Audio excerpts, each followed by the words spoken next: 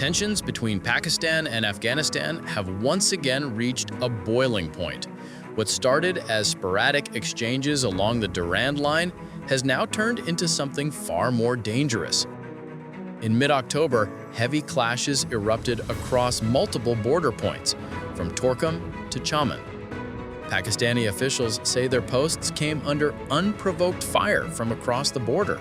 The army hit back hard, claiming to have destroyed several Afghan positions and killed more than 200 fighters, many linked to the Tehrik-i-Taliban Pakistan. Afghanistan, meanwhile, accused Pakistan of violating its sovereignty with cross-border airstrikes. For the people living along that frontier, this isn't abstract geopolitics. Border gates shut overnight, families were stranded on both sides, and trade ground to a halt. The Torkham crossing, the artery of commerce between the two countries, was closed for days, choking off supplies and daily wages. Every time that gate shuts, it doesn't just stop goods, it deepens mistrust. Then came the Islamabad court bombing on November 11th. A suicide attacker detonated himself near the district court's complex, killing a dozen people and injuring dozens more, one of the deadliest attacks in the capital in years. Security officials quickly pointed to the TTP, the same group Pakistan believes operates freely from Afghan soil. That bombing didn't just hit a courthouse, it struck right at the heart of Pakistan's internal security. This is where things get complicated. The Taliban government in Kabul insists it isn't supporting TTP militants, but Pakistan's intelligence reports say otherwise.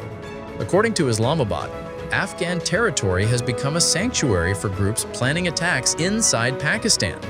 For Kabul, Pakistani airstrikes are seen as an infringement and humiliation that fuels nationalist anger. Both sides deny wrongdoing, yet both are bleeding from the fallout. Experts say these two incidents, the October clashes and the November bombing, aren't separate events. They're part of the same chain reaction. Militants use Afghan territory to regroup, Pakistan responds militarily, the Taliban retaliates politically, and the border heats up again. Each move justifies the next. Behind the scenes, Islamabad is under growing pressure to act tough. With rising terror attacks at home and public outrage after the court bombing, the government can't afford to look passive. But escalation comes with a cost. A new border conflict would strain an already fragile economy and risk pushing the entire region toward instability. Afghanistan, on the other hand, faces its own crisis. The Taliban regime is isolated, short on funds, and struggling to maintain control beyond Kabul. Confrontation with Pakistan might rally nationalist sentiment, but will worsen its diplomatic isolation and economic hardship. The situation has reached a point where small provocations could trigger something much larger.